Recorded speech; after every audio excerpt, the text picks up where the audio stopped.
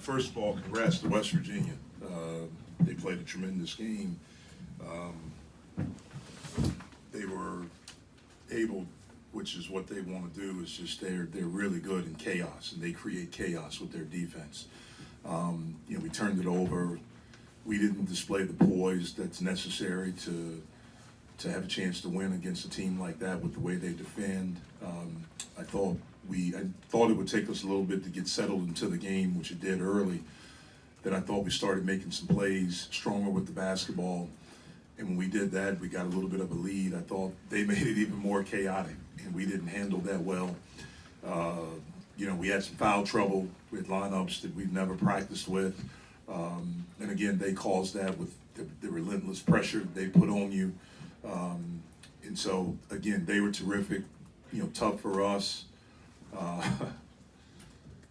kind of how the night's been.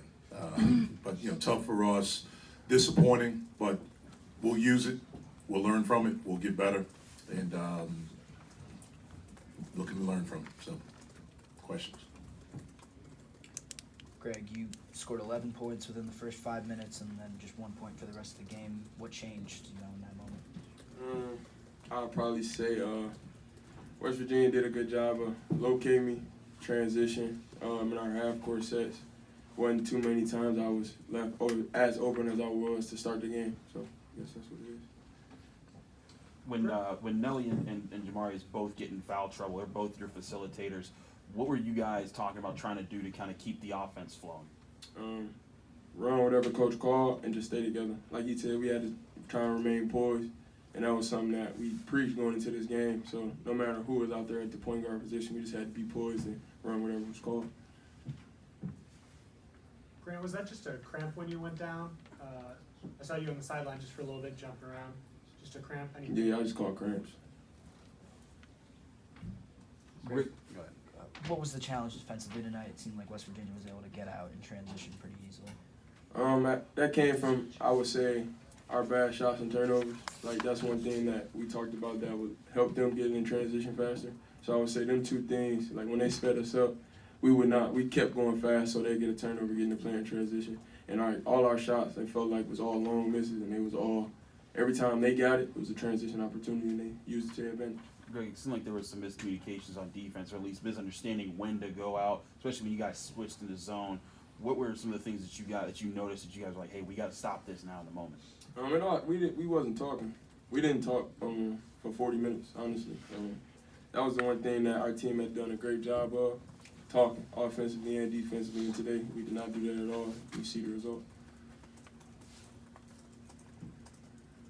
You've been through big wins, big losses at the Division I level, Marquette. Now here, what are you going to try to learn from this? What are you going to try to teach your other teammates after this game?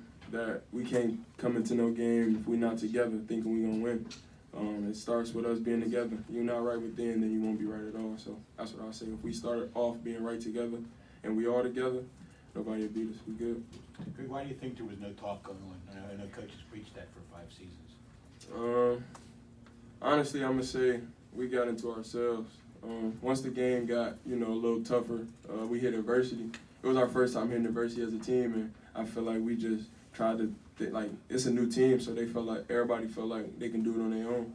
And you had, multiple plays where you could tell, we look like we tried to do it on our own. And West Virginia plays team defense. It might look like one person's pressing you, but their whole team is in on you, so I feel like that's what it was. Greg, what did Nate give you tonight? This was one of the better games of his career so far. He gave us a huge spark, especially it was a time we really needed it. He came in off the bench ready to play, and that was huge for us because he gave us a spark off the bench that we really needed tonight. I know the result wasn't what you wanted, but what did you make of the atmosphere, especially to begin this game? Oh, the atmosphere is crazy. It was a great crowd to play in front of. I just wish, it was off or not. That result is not representative of our team, and I don't want it to, the Oakland Zoo to feel like they didn't show up and do their thing tonight because they definitely did, and we're going to make up for that. Greg, this is something Jeff had talked about before, just as far as responding when you guys miss shots and aren't able to, generate offense naturally. How do you guys have to talk to fight through to make sure that those type of moments that led to some of their runs don't happen moving forward? It's going to start with film. honestly, it's no better. Like once you see it on film, then you'll really understand it. I feel like, you can say something to learn a lesson, but it's gonna be a hard lesson that we get ready to learn when we watch film. So I feel like once we see our mistakes, you won't have no choice but to learn from them. So